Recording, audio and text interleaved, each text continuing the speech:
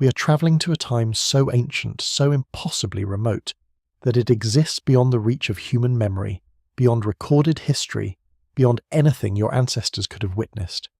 We're going to a world that existed before the dinosaurs, a world so alien and strange that it might as well be another planet entirely. A world of monsters you have never heard of climates so extreme they defy imagination, of life forms so bizarre they seem like fever dreams.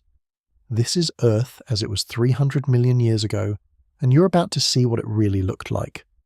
If you enjoy listening to sleepy prehistoric dinosaur stories like this, subscribe. I post stories like this weekly. Now, settle in. Let your breathing slow. Let the weight of the present dissolve. We are about to step into deep time, into the age before the age of reptiles, into a chapter of Earth's story that almost no one knows, and it begins with understanding just how different our planet once was. Picture this. One single, unbroken landmass. Not separate continents scattered across a blue marble, but one enormous supercontinent stretching from pole to pole, from the eastern edge of the world to the western edge. Geologists call it Pangaea, which means all Earth, and that name is not poetic exaggeration. It is geographical fact. Every piece of land you know today, every country, every mountain range, every desert and forest, all of it was jammed together into one colossal mass.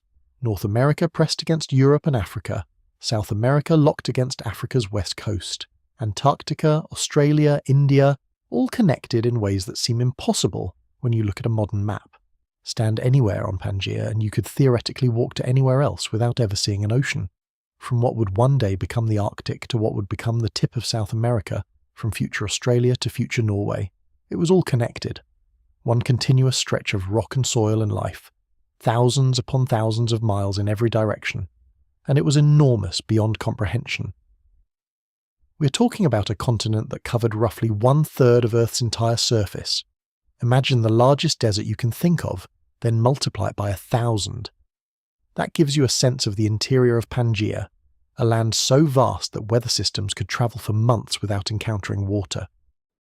But Pangaea was not just big, it was positioned and shaped in a way that created the most extreme climate Earth had ever known. The interior of this supercontinent, that vast heartland hundreds or even thousands of miles from any coastline, was essentially one gigantic desert. And when I say desert, I do not mean the Sahara. I do not mean Death Valley or the Gobi or any desert you could visit today and survive in.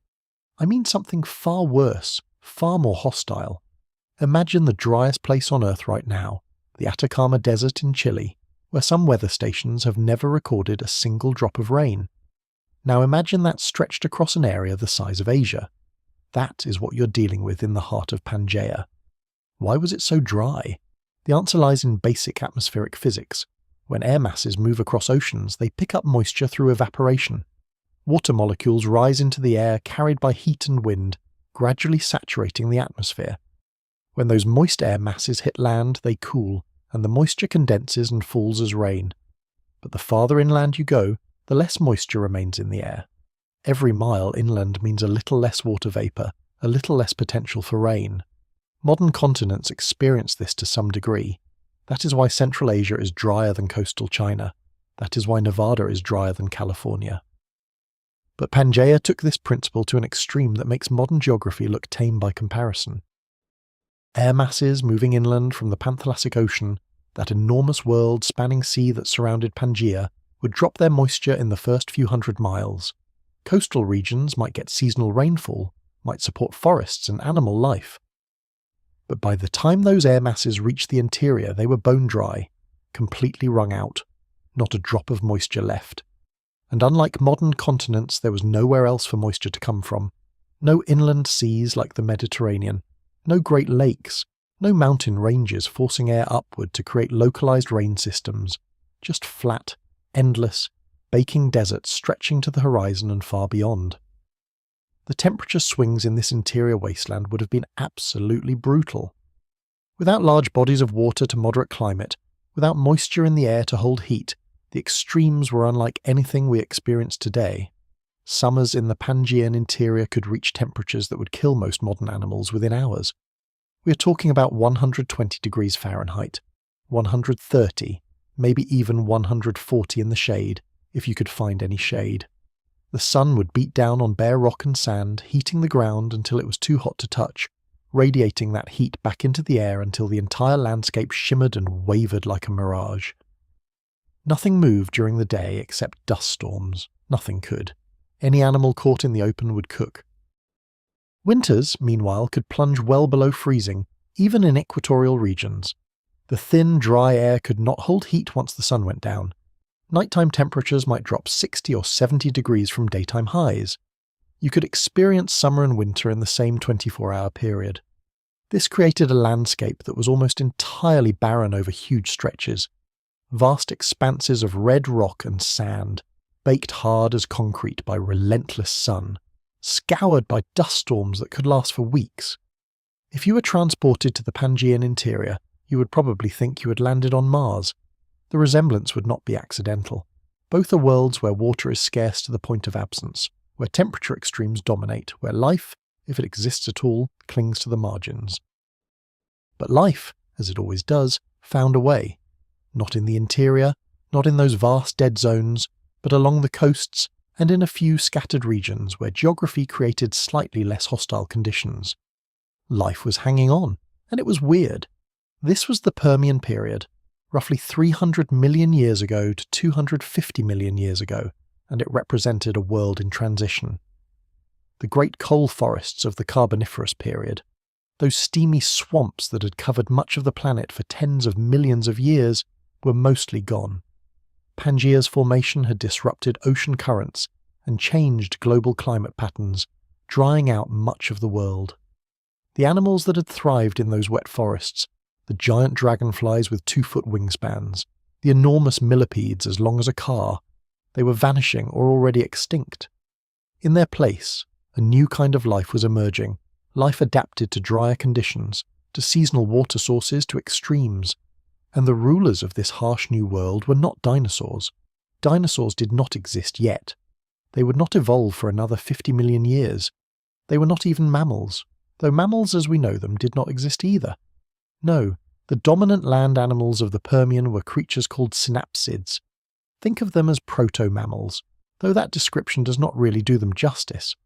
They were their own thing, a unique branch of the vertebrate family tree that had been evolving separately from true reptiles for tens of millions of years.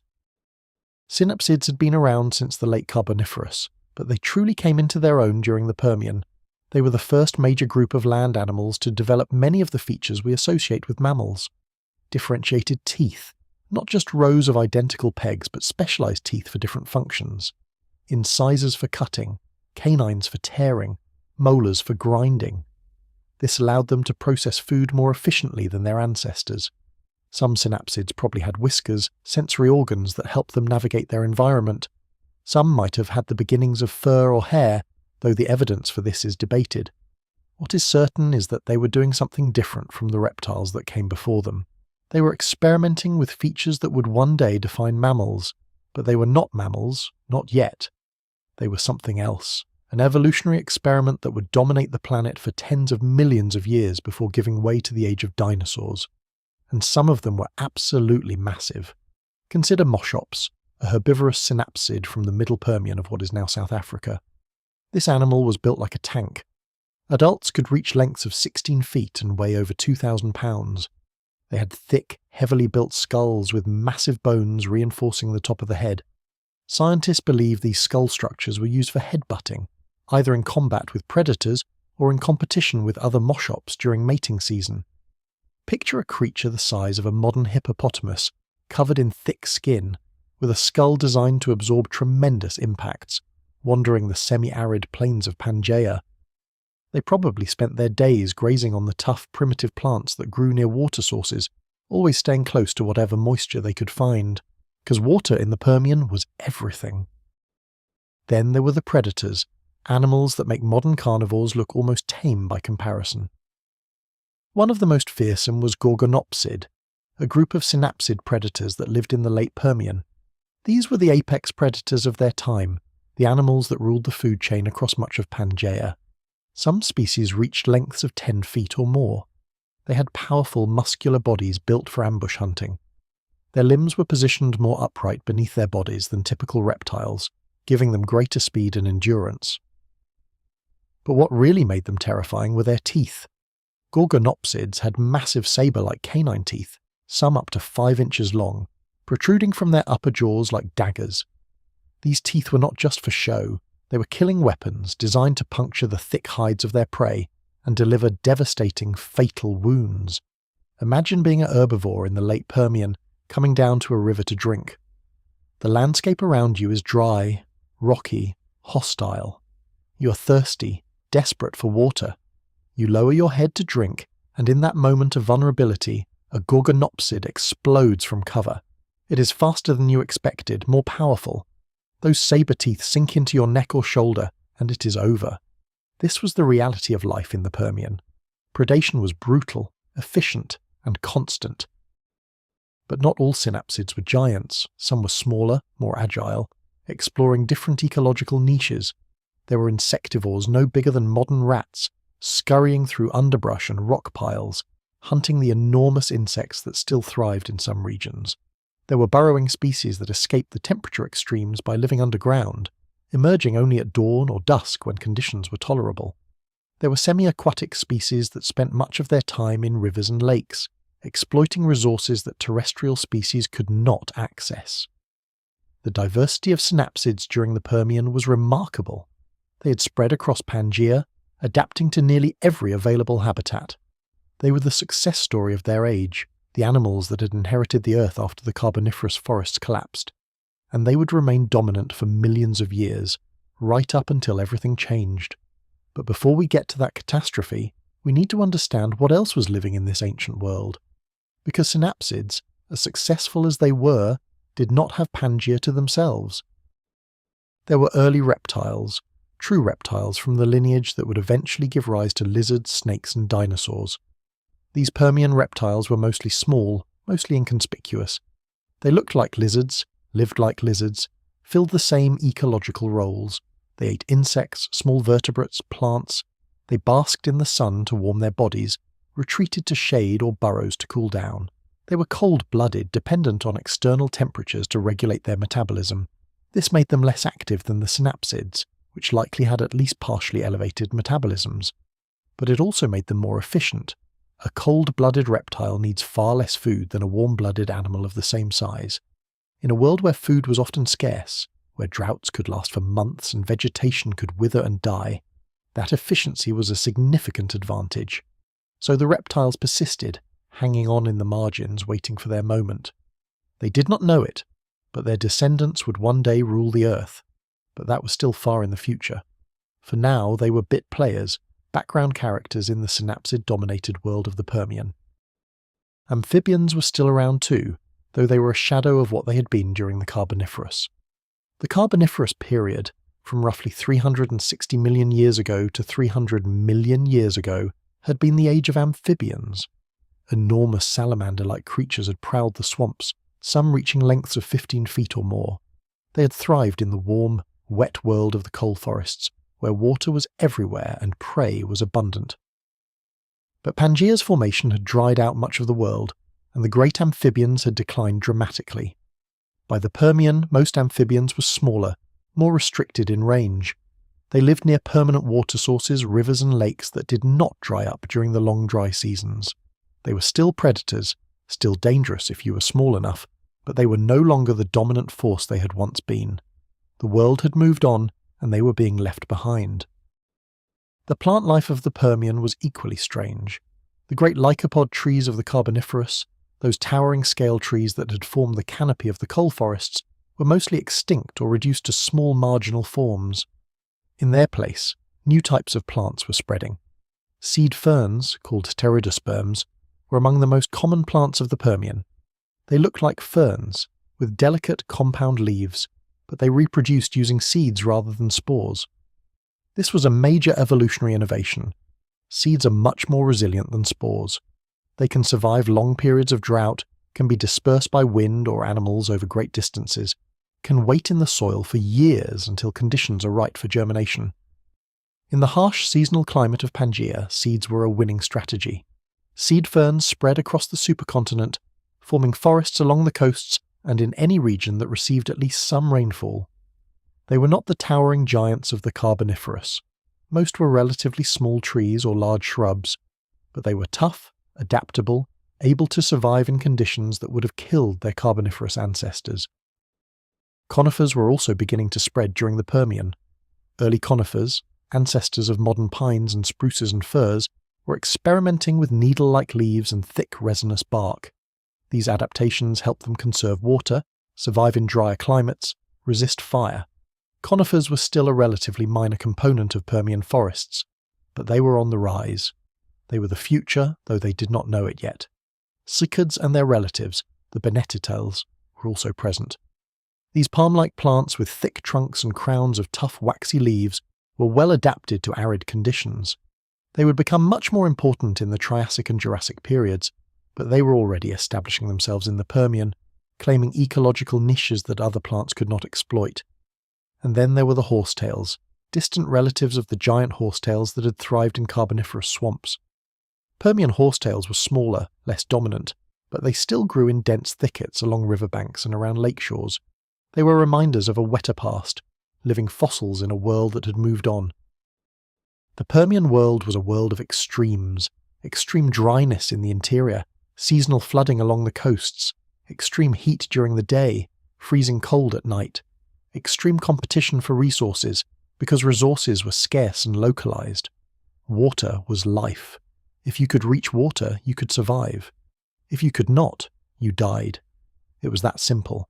This created ecosystems unlike anything we see today. Animals and plants were not evenly distributed across the landscape. They were concentrated in narrow zones around water sources. Rivers, lakes, seasonal ponds, these were oases where life congregated. Herbivores came to drink and feed on the plants that grew near water. Predators came to hunt the herbivores. Scavengers came to feed on the remains. Everything revolved around water. Away from these oases, the land was mostly empty. Miles and miles of nothing, just rock and sand and dust. You could walk for days and not see a single living thing larger than a beetle. This was the reality of Pangaea. Life existed, but it was marginal, confined to the edges. And overarching all of this was the climate system itself, a system driven by the unique geography of a supercontinent. Pangaea's climate was governed by massive monsoons, seasonal wind patterns that brought rain during the wet season and drought during the dry season. Here is how it worked. During summer in the northern hemisphere, the enormous landmass of Pangaea would heat up dramatically. Rock and soil absorb heat more quickly than water. So while the Panthalassic Ocean stayed relatively cool, the land got hot. Hot air rises, creating a massive low-pressure system over the continent. Meanwhile, the ocean, cooler and denser, represented high pressure. Air flows from high pressure to low pressure, so you got these enormous air masses sweeping in from the ocean, laden with moisture, driven by the pressure differential. They would hit the coast and dump months' worth of rain in a matter of weeks. Flash floods would tear through river valleys, mudslides would bury entire hillsides. The rain would be so heavy you could not see more than a few feet in front of you, so violent it would strip leaves off trees and erode landscapes that had been stable for millions of years, and then it would stop. For the rest of the year, barely a drop would fall. The land would dry out, rivers would dwindle to trickles or disappear entirely. The plants that had survived the violent wet season would then have to survive months of drought. The animals that had gorged themselves during the brief period of abundance would have to make it through long periods of scarcity. This pattern repeated every year, year after year, for millions of years. It created ecosystems adapted to extremes, species that had evolved to handle being flooded for weeks and then bone dry for months. Plants that could go dormant during droughts and then explode into growth when the rains returned. Animals that could gorge on food during the wet season, storing fat, and then essentially hibernate through the dry season, reducing their metabolism to a crawl. Everything was pushed to its limits all the time. There was no comfortable middle ground, no temperate zones where life could exist without constant stress. Everything was harsh, everything was marginal, and yet life persisted. Species adapted. Ecosystems found a kind of balance, brutal as it was. The Permian world was stable in its way. The climate patterns were extreme but predictable. The ecosystems were harsh but functional. Life had found its strategies for survival and was sticking to them. The synapsids ruled the land, exploiting every niche they could access. The reptiles waited in the shadows, efficient and patient. The amphibians clung to their wetland refuges. The plants spread wherever water allowed. It was not paradise. It was not even particularly hospitable by our standards. But it worked. The planet had found an equilibrium, extreme as it was. For millions of years this system held. The monsoons came and went. The synapsids hunted and grazed. The forests grew and died back with the seasons. Predators and prey engaged in their eternal dance. Evolution did its patient work generation by generation, slowly filling niches, slowly adapting to challenges, slowly increasing complexity. Species diversified, new forms appeared, old forms went extinct. This is how evolution always works, incremental change over vast periods of time, and the Permian world seemed poised to continue in this pattern indefinitely. Pangaea would persist, the extreme climate would persist, the synapsid-dominated ecosystems would persist. There was no reason to think anything would change, but something was building, deep beneath the Earth's crust, forces beyond the control or comprehension of any living thing, geological pressures that had been accumulating for millions of years, magma chambers filling, expanding, seeking weaknesses in the rocky shell of the planet, and in what is now Siberia, those forces were about to find a release. The stage was set for the worst catastrophe in the history of complex life on Earth, an event so severe it would kill 96% of all species in the oceans and 70% on land, an event that would push life itself to the brink of complete extinction, an event that would end the Permian world and everything in it. But before that catastrophe, before the Great Dying, there were a few million years of relative stability. The Middle Permian, roughly 270 million years ago, represented perhaps the peak of synapsid success. The climate was still harsh, still extreme, but the ecosystems had reached a kind of maturity. Food webs were complex, niches were filled, specialization was increasing. Some synapsids were becoming more mammal-like with each passing generation. The therapsids, an advanced group of synapsids that would eventually give rise to true mammals, were diversifying rapidly. They were experimenting with different body sizes, different diets, different survival strategies. Some therapsids were developing more upright postures, with their legs positioned more directly underneath their bodies. This improved locomotion efficiency, allowed for greater endurance and speed. It was a small change, but it would prove to be incredibly important. Other therapsids were refining their teeth even further. Instead of the simple differentiation between incisors, canines, and molars, some species were developing complex, precisely occluding teeth that could process food more thoroughly. This improved digestion, extracted more nutrients from each meal, allowed for more efficient energy use. Small advantages, but in the harsh world of Pangaea, small advantages could mean the difference between survival and extinction. Some therapsids were almost certainly developing more sophisticated parental care behaviors. Instead of laying eggs and abandoning them, some species may have been guarding nests, may have been feeding or protecting their young. This represents a major shift in reproductive strategy. It means investing more resources in fewer offspring, but increasing the survival rate of those offspring. It is a trade-off, and it is one that mammals would eventually take to an extreme. But the groundwork was being laid here, in the Middle Permian, by these proto-mammals that were feeling their way toward a new way of being. And some therapsids were likely developing the beginnings of endothermy, the ability to generate body heat internally. This is one of the defining characteristics of mammals, and it provides enormous advantages. If you can maintain a constant body temperature regardless of external conditions, you can remain active when cold-blooded competitors become sluggish. You can hunt at night. You can survive in colder climates. But endothermy comes with a cost. It requires a lot of food, a lot of energy. A warm-blooded animal might need 10 times as much food as a cold-blooded animal of the same size. In a world where food is often scarce, that is a serious disadvantage. So the evolution of endothermy had to be gradual, had to be balanced against the costs.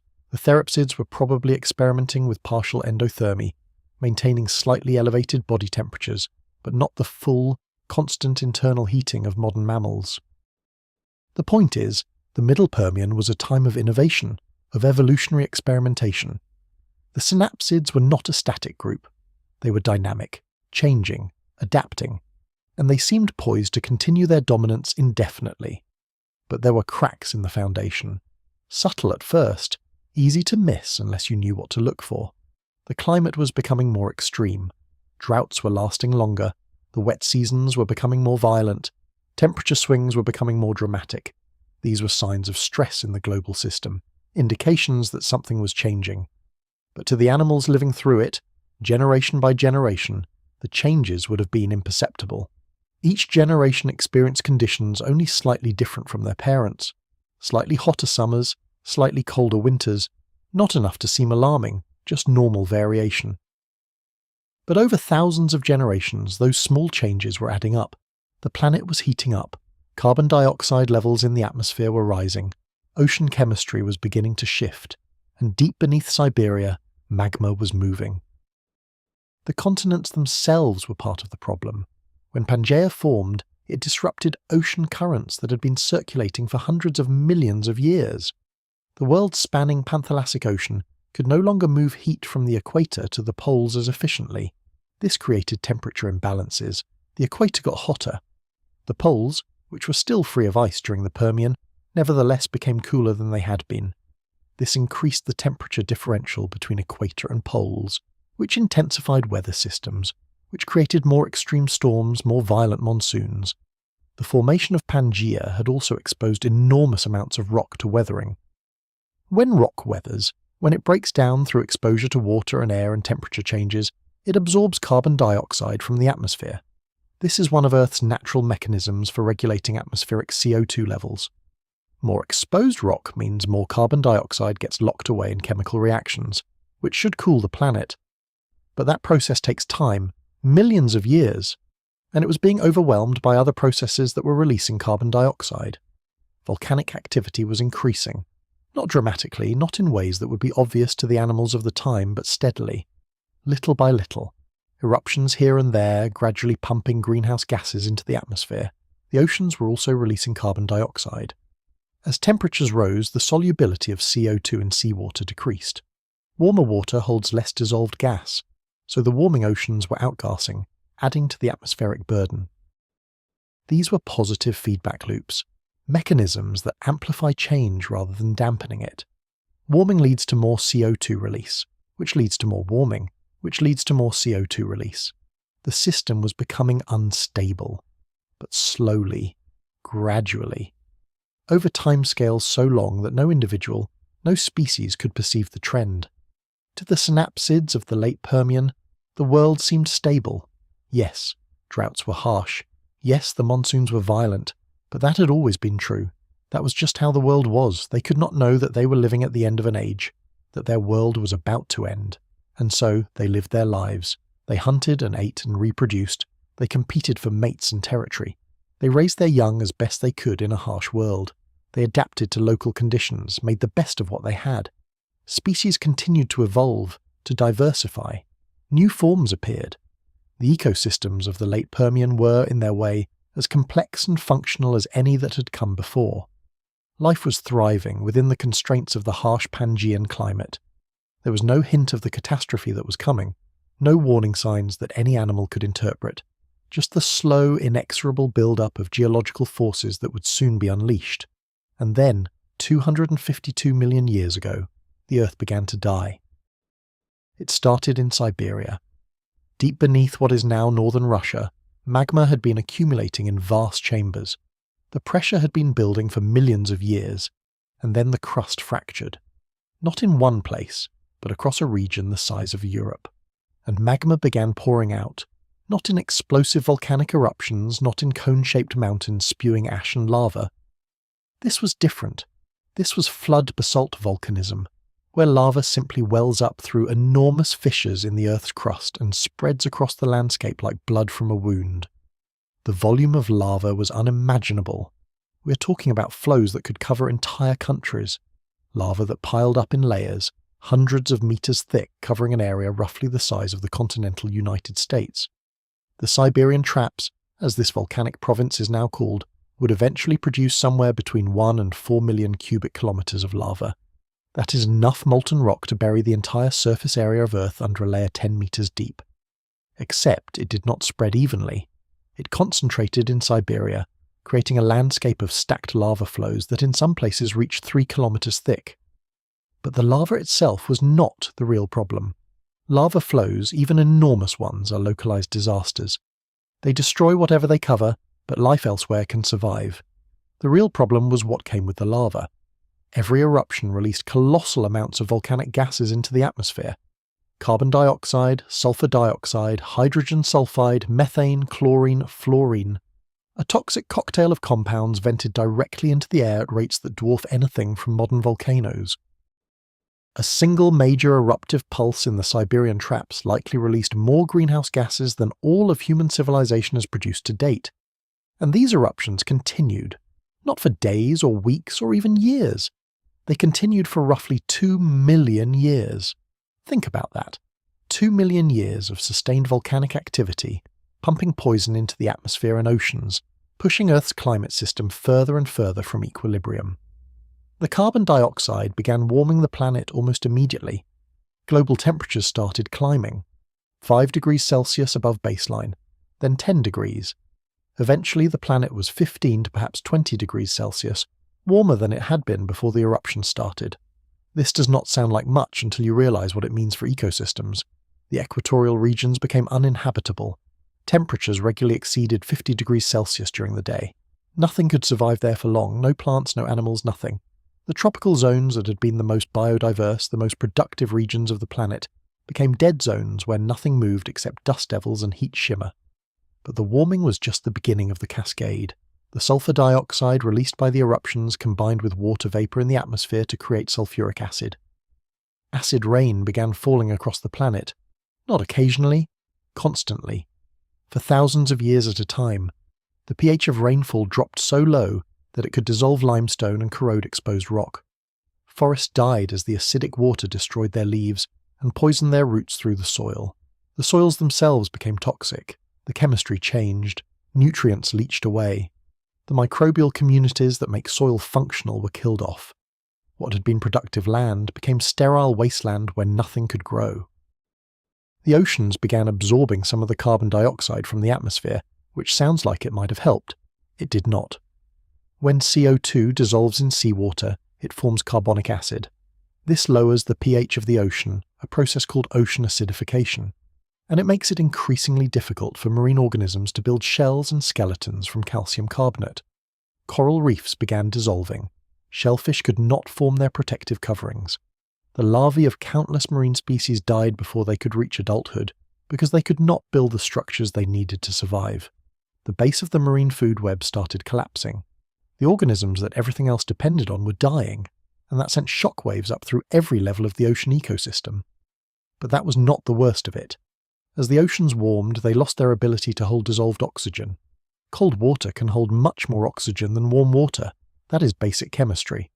And as global temperatures climbed and ocean temperatures followed, the oxygen content of seawater plummeted. The first regions to go anoxic, to lose all their oxygen, were the deep ocean basins. Life there died first, silently, in the dark, as the water that had sustained them for hundreds of millions of years turned toxic. But the anoxic zones did not stay in the depths. They expanded upward and outward, creeping into shallower waters, eventually reaching the productive coastal zones where most marine life lived. Fish suffocated by the millions. Invertebrates died in numbers beyond counting.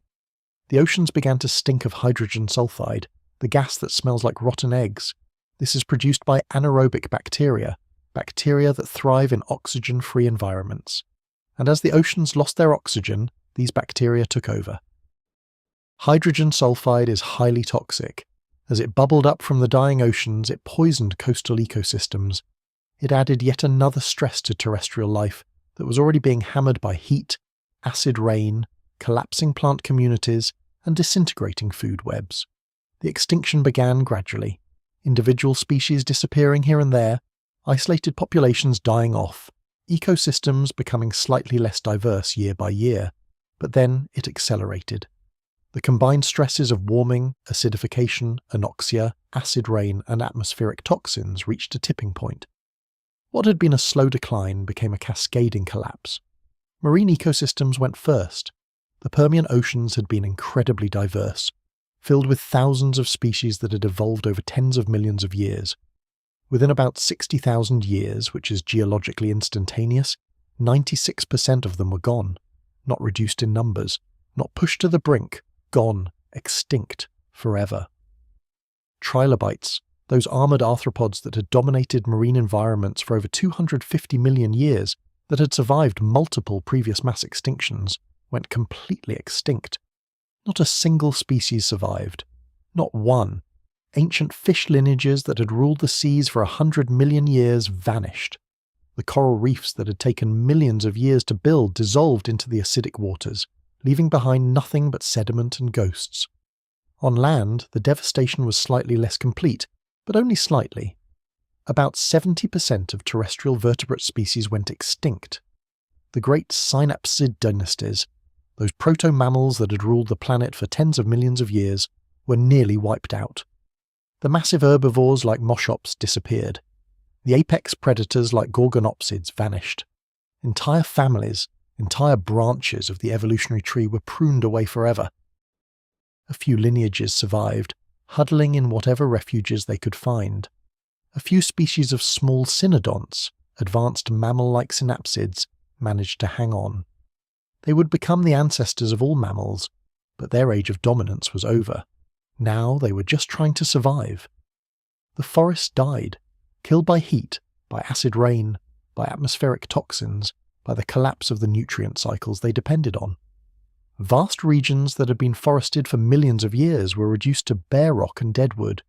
The plant fossil record from this period is dominated not by leaves or pollen, but by fungal spores. Fungi thrive on decay, on dead organic matter, and the Permian-Triassic boundary is marked by a global fungal spike, evidence of a world where the decomposers briefly became more abundant than living plants. Even the insects, usually incredibly resilient to extinctions, suffered catastrophically. They are small, they reproduce quickly, they can adapt to changing conditions faster than most other organisms, and yet the Permian-Triassic extinction is the only mass extinction in Earth's history where insect diversity declined significantly. It takes something truly apocalyptic to push insects to the brink. The synapsids that did survive were shells of their former selves. Lystrosaurus, a stocky herbivorous therapsid about the size of a pig, became the most common land animal in the early Triassic. Some estimates suggest that Lystrosaurus made up 95% of all terrestrial vertebrates in the immediate aftermath of the extinction. Not because it was particularly successful or well adapted, just because almost everything else was dead. Picture walking through the early Triassic world if you somehow could. You would see landscapes of dead trees stripped of bark, their branches naked and brittle, slowly being buried by ash and dust. The soil beneath your feet would be grey and lifeless, too toxic to support most plant growth. Rivers would run thick with sediment, no longer held in place by plant roots, eroding landscapes that had been stable for millions of years. The sky would be a perpetual haze of volcanic aerosols blocking much of the sun's light, creating a twilight world even at midday. The oceans would be worse. Approaching the coast, the smell would hit you first. Hydrogen sulfide, rot, decay on a planetary scale. The water would be murky, choked with bacteria, mostly anaerobic species that thrive in oxygen-free conditions. No fish would break the surface. No marine reptiles would hunt in the shallows. The beaches would be covered with the shells of dead organisms, slowly dissolving in the acidic water, creating a white froth of calcium carbonate that marked the high tide line.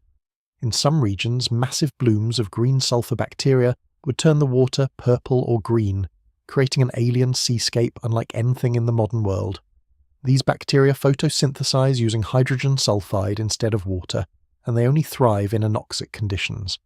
Their presence is a marker of dead oceans, of water so devoid of oxygen that normal photosynthetic organisms cannot survive. This was Earth at its worst. This was the Permian-Triassic extinction, the Great Dying, the closest life has ever come to complete extinction since complex organisms first evolved. Some estimates suggest that the total biomass of Earth, the combined weight of all living things, declined by 90% or more. The planet was dying. But here is what is important. Life did not end. It came terrifyingly close, closer than most people realize. But it did not end. In a few scattered refuges, in coastal areas where ocean currents still brought some oxygen, in high latitude regions where temperatures remained barely tolerable, in isolated valleys where local conditions created temporary safe zones, life hung on. A few species of early reptiles survived. Some amphibians made it through. A handful of synapsid lineages, mostly small cynodonts, clung to existence. In the oceans, a few species of fish, some bivalves, a scattering of marine reptiles. These survivors were not living well. They were barely existing, holding on by their claws and teeth, watching 96% of their fellow species vanish into extinction. But they were alive, and that is all evolution needs: a few survivors, a bit of genetic diversity, and time, lots of time. The extinction itself lasted somewhere between 60,000 and 200,000 years. The most intense phase, when the majority of species disappeared, probably happened in less than 20,000 years. Then gradually the Siberian traps began to quiet. The eruptions became less frequent. The atmospheric injection of greenhouse gases slowed. The planet began to stabilize, not at its old baseline. That world was gone forever, but at a new equilibrium, 15 degrees warmer than before, with anoxic oceans, with degraded soils, with simplified, shattered ecosystems, but stable, no longer actively dying, just damaged, waiting to heal. And slowly, incredibly slowly, life began to recover. The early Triassic, the 10 million years or so after the extinction, was a time of ecological emptiness. The world was hot, harsh, largely barren. But it was no longer actively hostile. The acid rain had stopped. The hydrogen sulfide was no longer bubbling up from the oceans in massive quantities. Oxygen levels were beginning to recover in some regions, and the survivors, those few lineages that had made it through, began to spread. They filled the empty world. Lystrosaurus, that pig-sized herbivore, spread across Pangaea. Fossils of Lystrosaurus have been found in Antarctica, South Africa, India, China, Russia. It was everywhere, eating whatever plant material it could find, reproducing, slowly rebuilding populations. Other survivors also spread. Small reptiles, ancestors of the groups that would eventually diversify into lizards, snakes, crocodiles, and dinosaurs, began to experiment with new forms. Early archosaurs, the group that includes crocodiles, dinosaurs, and pterosaurs, appeared in the fossil record. They were small, probably insectivores or small carnivores, not particularly impressive, but they carried within them the genetic potential for something much greater. In the oceans, recovery was even slower. It would take millions of years for marine ecosystems to rebuild. But gradually, fish populations recovered. New species of mollusks appeared. Early marine reptiles, ancestors of the ichthyosaurs and plesiosaurs, began exploring the oceans, filling niches left empty by the extinctions. The plant life also rebounded, though it took time. In many regions, the first plants to return were not seed ferns or conifers, but simple, opportunistic species. Lycophytes, relatives of the giant club mosses of the Carboniferous, spread across disturbed landscapes. Ferns colonized riverbanks and lakeshores. These were pioneer species, the first wave of recolonization. They were not particularly diverse or complex, but they were alive. They were photosynthesizing. They were producing oxygen and organic matter. They were beginning to rebuild the foundation of terrestrial ecosystems. And then, as soils slowly recovered their fertility, as rainfall patterns stabilized, as the world settled into its new, hotter normal, more complex plants began to return. Seed ferns reappeared, conifers spread, cycads and bennettitals found their niches. Within a few million years, forests were growing again, not the same forest as before. The species were different, the composition was different, but forests nonetheless. Green canopies, shade, the sound of wind in leaves, life reasserting itself. By about 10 million years after the extinction, by the Middle Triassic, ecosystems had reached a new level of complexity. Food webs were functional again. Niches were being filled. Specialization was increasing. The world was still much hotter than it had been during the Permian. The oceans were still not fully oxygenated, but life was working. It was adapting. It was diversifying. The synapsids, reduced to small marginal forms, were continuing to evolve. The cynodonts were refining their mammalian features, developing better teeth, better hearing, better parental care.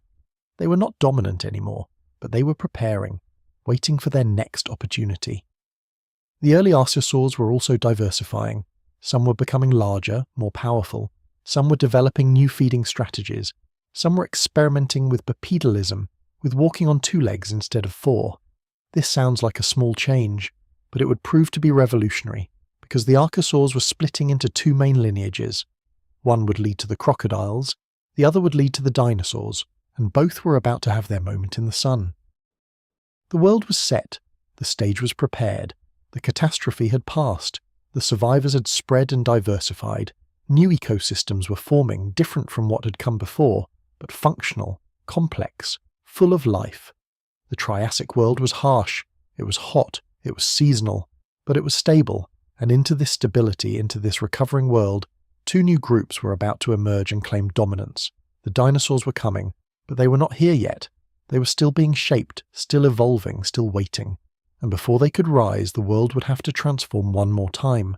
There would be one more climate catastrophe, one more pulse of volcanism, one more period of mass extinction and ecological upheaval.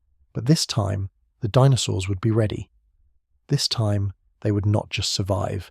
They would thrive. They would inherit the earth, and it would all begin with rain.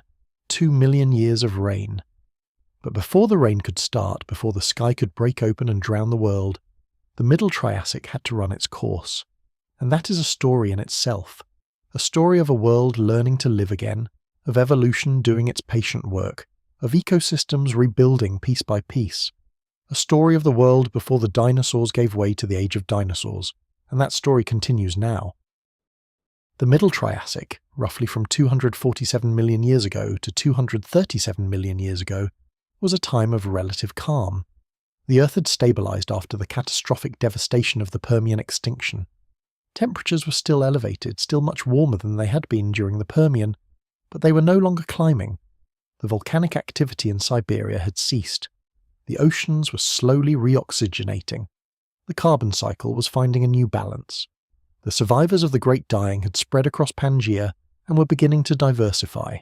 And as they diversified, they created opportunities, empty ecological niches, unexploited resources, new evolutionary pathways. This is what makes mass extinctions so important in the history of life. They are terrible, tragic events when they occur. But in their aftermath, they create space. They remove the incumbents, they reset the board, and they allow new groups to rise. The Middle Triassic was the beginning of that rise. The world was changing, the rules were different, and a new cast of characters was emerging to tell the next chapter of Earth's story. The archosaurs were the stars of this new chapter. The name archosaur means ruling reptile, and it would prove to be prophetic. Archosaurs first appeared in the fossil record in the early Triassic, not long after the Permian extinction. Initially they were small, probably insectivorous or small carnivorous animals, not particularly different from other early reptiles. But they had a few key features that set them apart. Archosaurs had a distinctive skull structure with 2 openings behind the eye socket, called temporal fenestrae. These openings reduced the weight of the skull and provided attachment points for powerful jaw muscles. This allowed for stronger bite forces, which is always useful whether you are eating insects or tearing apart prey. They also had a unique ankle structure that allowed the foot to rotate more freely. This improved locomotion, made them more efficient runners. Again, a small advantage. But in the competitive world of the Triassic, small advantages mattered, and perhaps most importantly, archosaurs were experimenting with different body plans. Some remained quadrupedal, walking on all 4 legs, but others were beginning to stand more upright to carry their bodies higher off the ground, and a few were experimenting with bipedalism, with walking on their hind legs alone. This is a major shift. Walking on 2 legs frees up the front limbs for other purposes, it raises the eyes higher, improving vision, it changes the center of gravity, the biomechanics of movement, and it opens up entirely new evolutionary possibilities. By the Middle Triassic, the archosaurs had split into 2 main lineages. On one side were the Crurotarsans, the group that would eventually give rise to modern crocodiles. On the other side were the Avametatarsalia, the group that would give rise to pterosaurs, dinosaurs, and eventually birds. Both groups were diversifying rapidly during the Middle Triassic, but they were pursuing very different strategies. The Crurotarsans were becoming diverse and abundant. They filled many ecological roles. Some were small insectivores, others were mid-sized predators. Some became heavily armoured herbivores. A few became apex predators, massive animals that ruled their ecosystems. The Rauisuchians, for example, were among the top predators of the Middle and Late Triassic. They were quadrupedal, but they carried their bodies in a more upright posture than typical reptiles, with their legs positioned beneath their bodies. Some species reached lengths of 20 feet or more. They had powerful jaws filled with sharp, serrated teeth. They were fast, efficient killers, and they were everywhere. Rauisuchian fossils have been found on multiple continents, evidence that they spread across Pangaea and became the dominant large predators of their time. Then there were the etosaurs, another group of crurotarsans. These were herbivores, but they were not defenseless. They were covered in thick, bony armor plates that protected them from predator attacks. Some species reached lengths of 15 feet or more. They looked like a cross between an armadillo and a crocodile, low-slung bodies covered in protective osteoderms, small heads with weak jaws designed for processing plant material. They lived near rivers and lakes, feeding on vegetation, using their armor for protection. Etosaurs were remarkably successful during the Middle and Late Triassic. They diversified into many species, spread across Pangaea, became one of the most common large herbivores. And then there were the phytosaurs, yet another crurotarsan group. These looked remarkably like modern crocodiles, long snouts filled with sharp teeth, semi-aquatic lifestyles. They lived in rivers and lakes, hunting fish, ambushing animals that came to the water to drink. It is a classic example of convergent evolution. Phytosaurs and modern crocodiles are not closely related. They evolved from different lineages millions of years apart, but they independently evolved nearly identical body plans because they were filling the same ecological niche: semi-aquatic ambush predators in tropical and subtropical rivers. The crurotarsans were winning the Middle Triassic. They were more diverse. They were more abundant. They were filling more ecological niches. If you had been a paleontologist visiting Earth during the Middle Triassic, you would have probably bet on the crurotarsans to remain dominant. You would have been wrong. On the other side of the Archosaur family tree, the Avametitarsalia were doing something different. They were not as diverse as the crurotarsans. They were not as abundant, but they were experimenting. The pterosaurs, the flying reptiles, appeared in the Late Triassic. The earliest pterosaur fossils date to about 220 million years ago. These were small animals, probably insectivores, with wings made of a membrane stretched between an enormously elongated fourth finger and the hind limbs. They were experimenting with flight, with mastering the air, and they would eventually become incredibly successful, but they were not there yet. In the Middle Triassic, they were still taking their first hesitant steps into a new dimension. And then there were the dinosaurs, or rather, the dinosauromorphs, the broader group that includes dinosaurs and their close relatives. Dinosauromorphs first appeared in the Middle Triassic, around 240 million years ago. These were small animals, most no larger than a house cat. They were bipedal, walking on their hind legs. They had long tails for balance. They probably ate insects, small vertebrates, maybe some plant material. They were not impressive, they were not dominant, but they had a body plan that would prove to be incredibly versatile. The upright bipedal stance, the long tail for balance, the grasping hands. These features, refined over millions of years, would eventually allow dinosaurs to become the most successful land animals in Earth's history. But in the Middle Triassic, they were just getting started. They were marginal players, background noise in ecosystems dominated by crurotarsans, by cynodonts, by other groups. The cynodonts, those advanced mammal-like synapsids that had survived the Permian extinction, were also diversifying during the Middle Triassic. They had lost their position as top predators and large herbivores. The crurotarsans had taken those roles, but the cynodonts were not done. They were becoming more mammal-like with each passing generation, better teeth, with precise occlusion that allowed for efficient chewing. This meant they could extract more nutrients from their food. Better hearing, with bones in the jaw beginning to migrate toward the middle ear, eventually forming the three bones of the mammalian middle ear. Better parental care, probably suckling their young on some form of milk, or milk-like secretion. These are all mammalian traits, and the cynodonts were developing them step by step in the harsh world of the Triassic. Some cynodonts remained relatively large, the size of dogs or small bears. These were probably predators or omnivores, but many cynodonts were becoming smaller, shrinking to the size of rats or shrews, and they were becoming nocturnal, active at night when the large crurotarsan predators were less active. This is the strategy that would define mammals for the next 150 million years. Stay small, stay hidden, come out at night, avoid the dinosaurs. But we are getting ahead of the story again. In the Middle Triassic, dinosaurs were not yet dominant. They were not even particularly common. The cynodonts were not yet true mammals. They were proto-mammals still experimenting, still refining, and the crurotarsans, not the dinosaurs, ruled the land. The plant life of the Middle Triassic was also changing. The seed ferns that had dominated the Permian were still present, but they were declining. Conifers were on the rise, spreading across Pangaea, forming the dominant forests. These Middle Triassic conifers were the ancestors of many modern conifer families.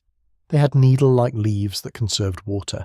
They had thick bark that resisted fire and herbivore damage. They produced copious amounts of pollen and seeds, ensuring reproductive success even in harsh conditions, and they were tall. Some conifer species reached heights of 100 feet or more, creating the first truly towering forests since the Carboniferous. Cycads and bennettitels were also spreading. These palm-like plants with thick trunks and crowns of tough leaves were well adapted to the hot seasonal climate of the Triassic. They became increasingly common in drier regions, forming extensive stands that provided food for herbivores. Ferns remained common in wetter areas, along riverbanks, and in forest understories. Horsetail still grew in dense thickets in wetlands. The Middle Triassic plant communities were more diverse than those of the early Triassic, more complex, more productive. They were creating the foundation for increasingly complex animal communities.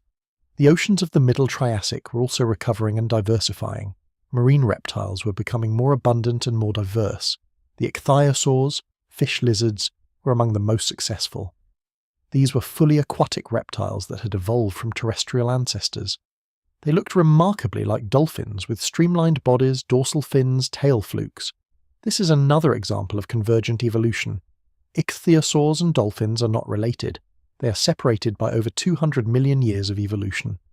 But they independently evolved nearly identical body plans because they were both adapting to the same lifestyle, fast-swimming predators in open ocean environments. The ichthyosaurs of the Middle Triassic ranged in size from a few feet to over 30 feet long. They hunted fish, squid, and other marine animals. They gave birth to live young rather than laying eggs, an adaptation to a fully aquatic lifestyle. They were highly successful, spreading through the oceans of Pangaea. They would remain successful for the next 150 million years, right up until they went extinct in the Cretaceous, shortly before the dinosaurs. The nothosaurs and placodonts were other groups of Middle Triassic marine reptiles. Nothosaurs were semi-aquatic predators, probably hunting in coastal waters and coming onto land to rest and reproduce, similar to modern seals.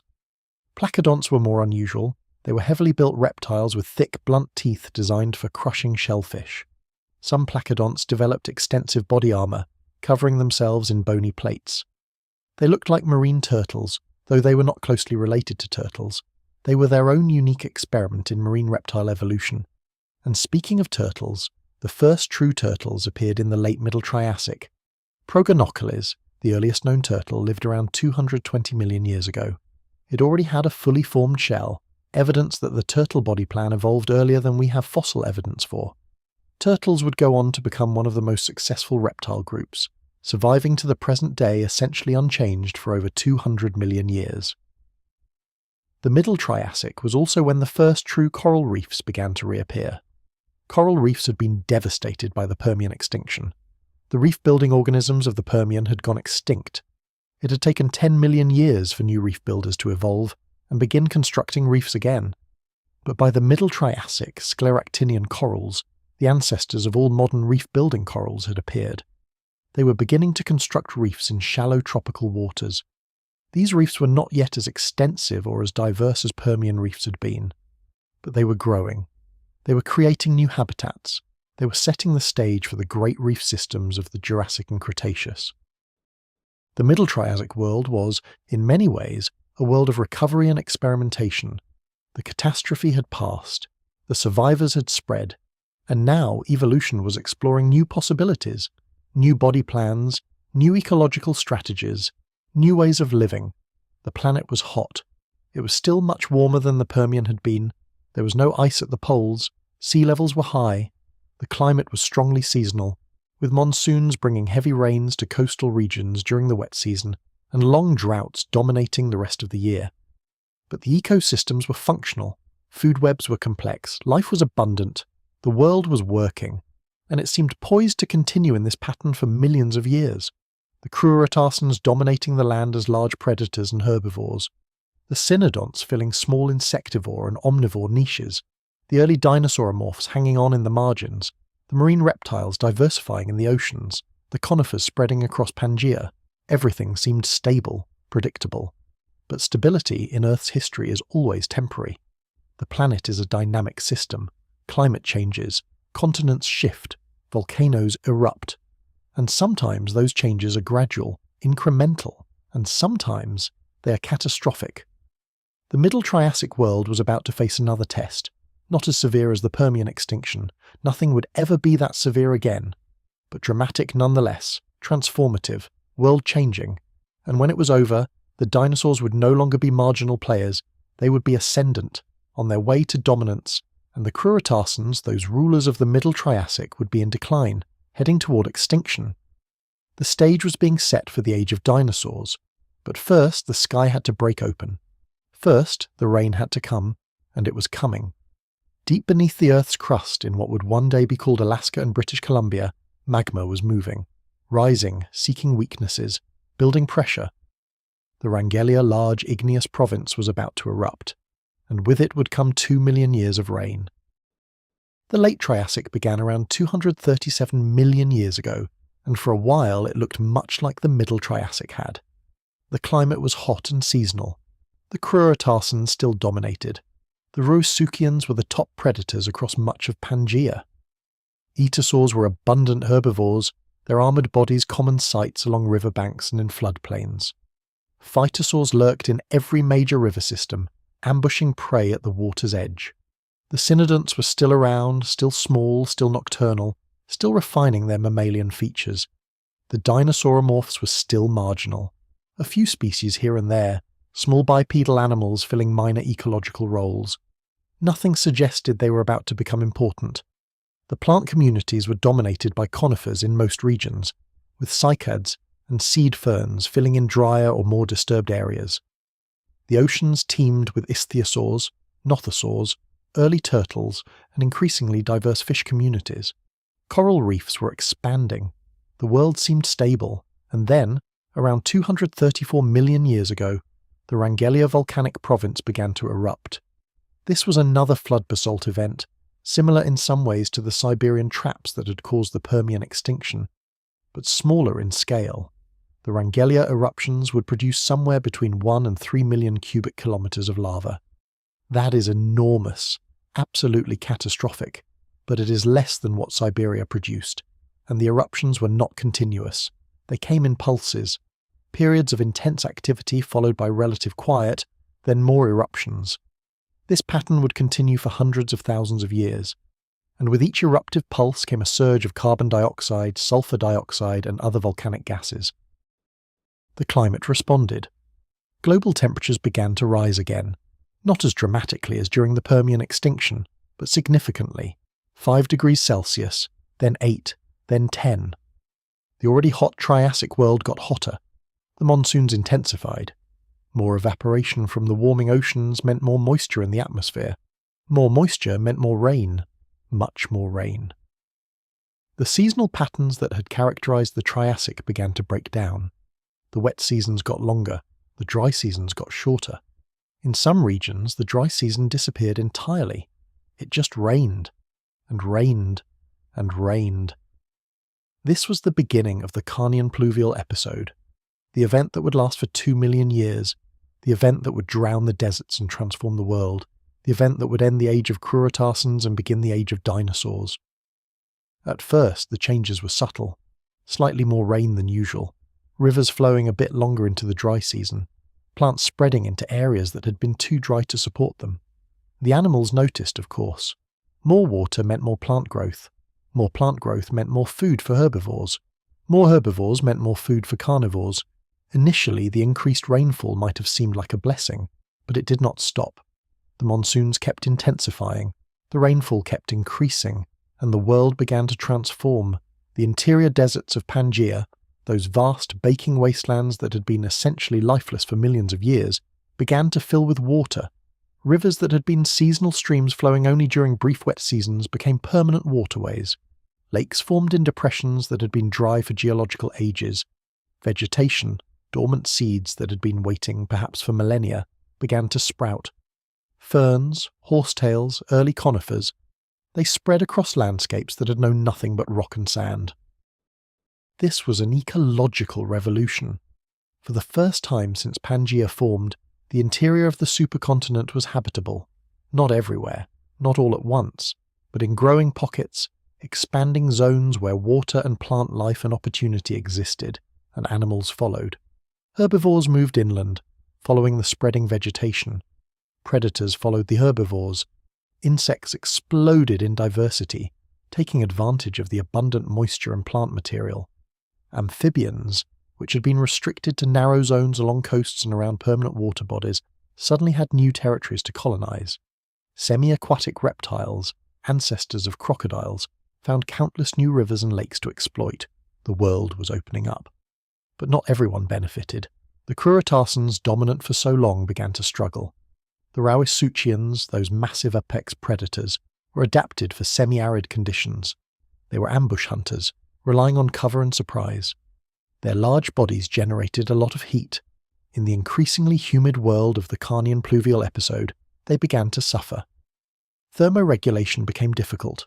The constant cloud cover reduced the availability of basking sites. The changes in plant communities disrupted the herbivore populations they preyed upon, and their reproductive strategies, probably involving eggs that needed to be buried in warm, dry soil, were undermined by constant wetness. Nests flooded, eggs rotted, hatch rates plummeted. Generation after generation of reproductive failure took its toll. Rauisuchian populations declined, not overnight, not in a sudden crash, but steadily, relentlessly. By the end of the Carnian pluvial episode, they would be extinct. The etosaurs also struggled. These armored herbivores were adapted to feeding on tough, drought-resistant plants. But the spreading moisture brought changes in plant communities. Seed ferns, which had been common, declined dramatically. Conifers spread, but they offered different nutritional value, different defensive chemicals, different challenges for herbivores. Many etosaur species could not adapt quickly enough. They declined in numbers and diversity. Some lineages went extinct during the Carnian pluvial episode. Others survived but were shadows of their former selves. By the end of the Triassic, etosaurs would be gone.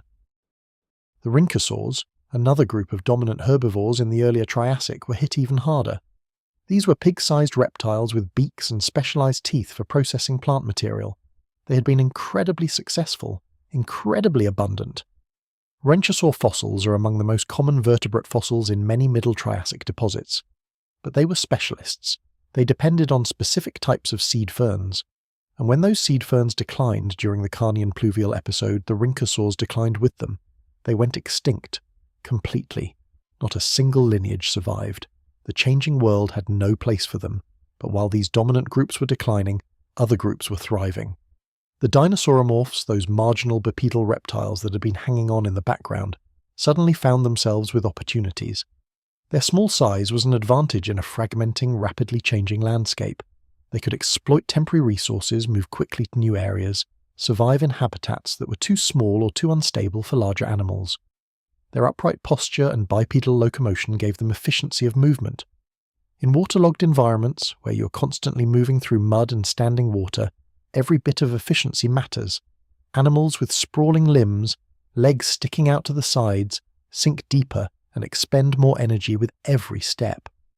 Bipedal dinosauromorphs could move faster and farther while burning fewer calories, and their metabolisms, probably at least partially elevated, allowed them to remain active in the constant cloud cover and humidity that made life difficult for cold-blooded competitors.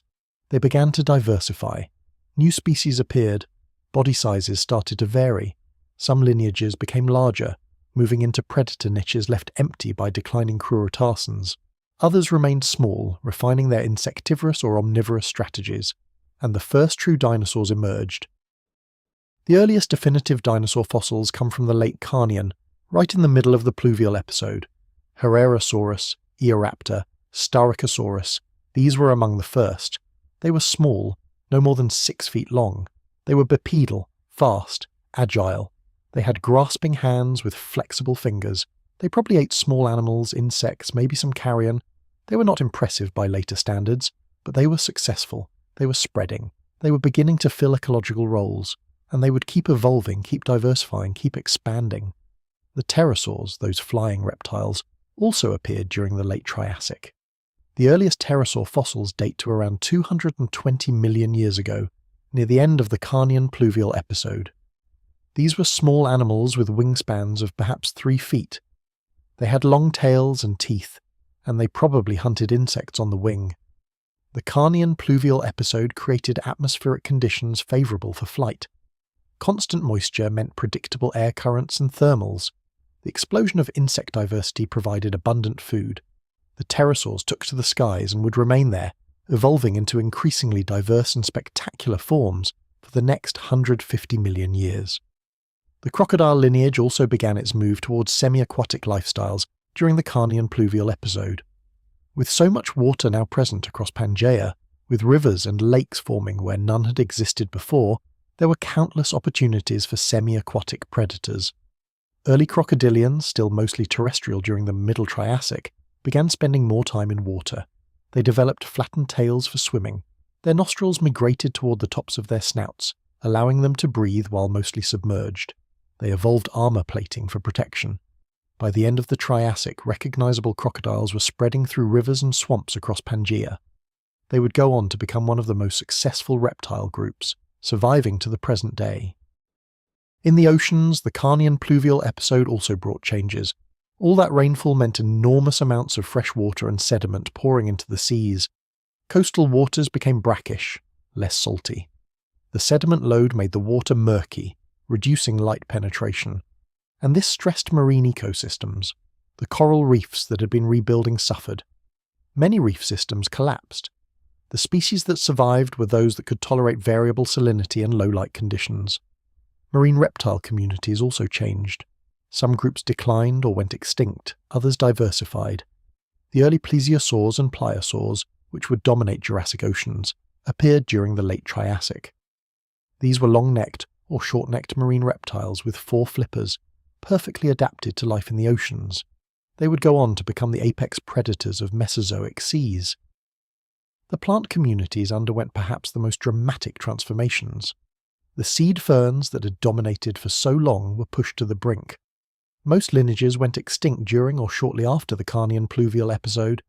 In their place, conifers expanded dramatically. New conifer families appeared. Araucariaceae, Podocarpaceae, Cupressaceae. These modern conifer families all have their origins in the Carnian pluvial episode. They spread across Pangaea, forming vast forests that would characterize the Jurassic and Cretaceous landscapes. Ferns also diversified explosively.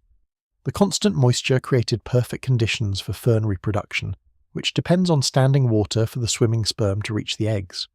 Ferns spread into forest understories, along riverbanks, in wetlands. They became a major component of terrestrial plant communities, a position they still hold today.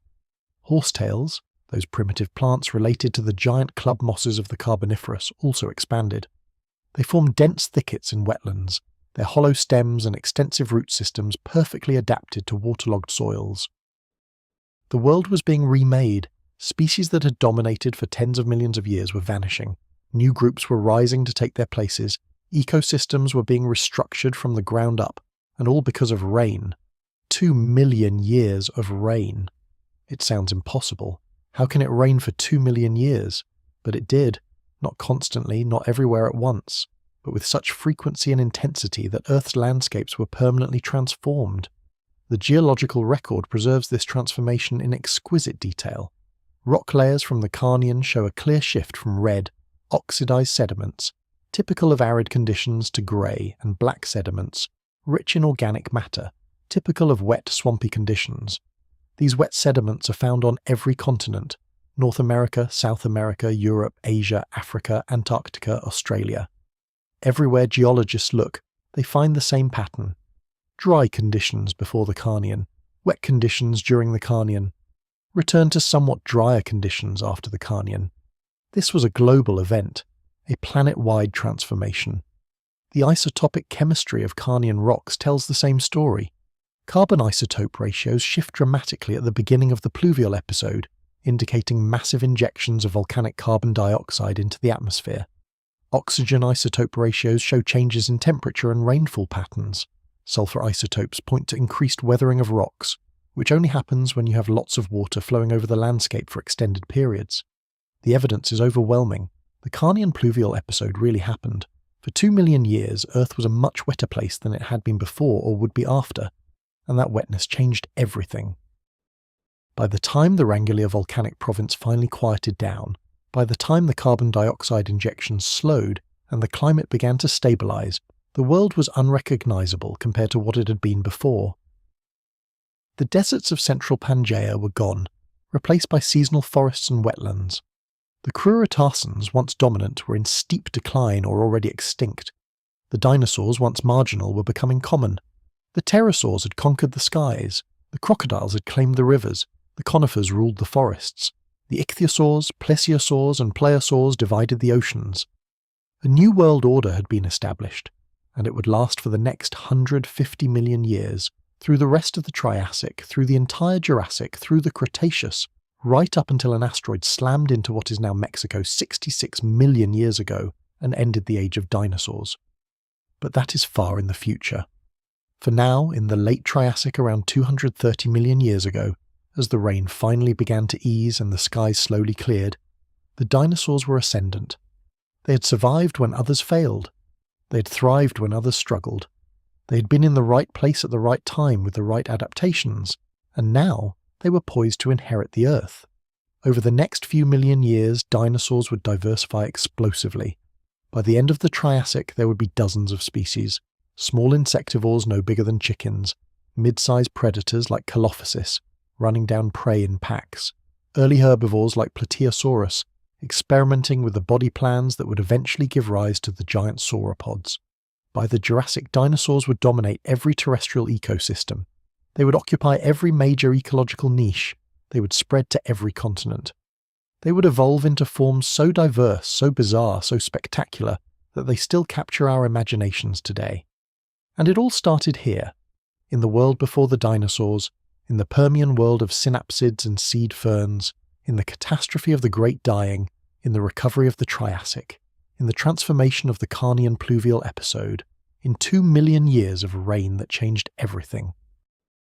The late Triassic world, after the rain stopped, was a world in transition. The old order was dying. The new order was not yet fully established. Dinosaurs were spreading, but they were not yet dominant. Crurotarsans were declining, but not yet extinct. It was a world balanced between past and future, and it would remain in this state for another 20 million years, until another mass extinction, the Triassic-Jurassic extinction event, would sweep away the last of the Crurotarsans and clear the stage for complete dinosaur dominance. But that extinction was different from what had come before. It was caused by the breakup of Pangaea itself. The supercontinent, which had existed for over 100 million years, was beginning to fracture. Rifts were opening, new ocean basins were forming, and with that tectonic activity came volcanism. The Central Atlantic Magmatic Province, one of the largest volcanic events in Earth's history, erupted around 200 million years ago. It produced enormous volumes of lava and greenhouse gases, and it triggered another pulse of climate change, another round of extinctions. The Crurotarsans, already weakened by the changes of the Carnian pluvial episode, could not survive this final blow. They went extinct. The last Rauisuchians died, the last Etosaurs vanished, the last Phytosaurs disappeared. Only the crocodile lineage survived, and only because they had already transitioned to semi-aquatic lifestyles. The dinosaurs, meanwhile, sailed through the Triassic-Jurassic extinction relatively unscathed. They had the adaptations, the flexibility, the diversity to weather the crisis, and when it was over, they were the only large terrestrial animals left standing. The Jurassic had begun, and it belonged to the dinosaurs. Thank you so much for watching. If you would like to see more videos like this, please consider leaving a like and subscribing to the channel, as it really helps us continue making more content. Anyways, see you in the next one, but for now, let yourself drift. Let the story of the ancient world carry you gently into sleep. Dream of Pangaea, that vast supercontinent under an alien sky. Dream of synapsids hunting in the twilight. Dream of the rain that fell for 2 million years. Dream of a world so different from ours that it seems like another planet entirely. And yet, it was Earth. Our Earth. The same world we walk on today, just separated from us by an unimaginable gulf of time. Rest now, the story is told. The world before the dinosaurs has been revealed, and you have walked its strange landscapes, met its bizarre inhabitants, witnessed its catastrophes and transformations. Sleep well, and when you wake, you will carry with you a deeper understanding of just how old, how strange, how wonderful our planet truly is. Good night. But wait, before you drift completely away, before sleep takes you entirely, there is something else, something we have not yet discussed, something that changes everything we thought we knew about the world before the dinosaurs. Because the story I've told you so far, the story of Pangaea and synapsids and the great dying and the rise of the dinosaurs, that is the story we have known for decades. That is the story written in textbooks. The narrative that paleontologists have constructed from fossils and rocks and careful analysis. But in the last 10 years, something extraordinary has happened. New discoveries have emerged that challenge everything. Fossils found in unexpected places, chemical signatures in rocks that do not make sense according to the old models, and most remarkably evidence that the world before the dinosaurs was even stranger, even more alien, even more complex than we ever imagined. What I am about to tell you now is the twist, the revelation that turns the familiar story into something far more mysterious. Are you ready? Then let us continue. Here is what we missed. Here is what generations of paleontologists overlooked because they were not looking for it, because they did not think it was possible, because it seemed too strange to be true. The synapsids, those proto-mammals that ruled the Permian world, were not just simple reptile-like creatures slowly evolving mammalian features. They were far more sophisticated than we realized, far more advanced. In some ways, they were more complex than many mammals alive today, and the evidence has been hiding in plain sight for over a century. It started with a discovery in South Africa in 2014. Paleontologists excavating a site in the Karoo Basin, one of the richest Permian fossil deposits in the world, found something unexpected. It was a gorgonopsid skull, a massive predator from the late Permian.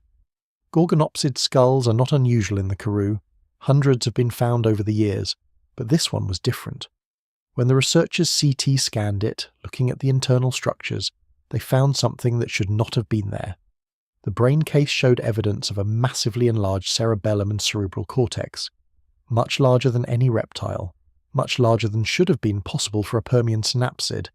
It looked, in fact, more like a mammalian brain. More specifically, it looked like the brain of a social hunter, an animal that coordinates with packmates, that plans, that strategizes, an animal with cognitive abilities far beyond what we thought Permian predators possessed. At first, the researchers thought it was an anomaly, one weird specimen, a fluke.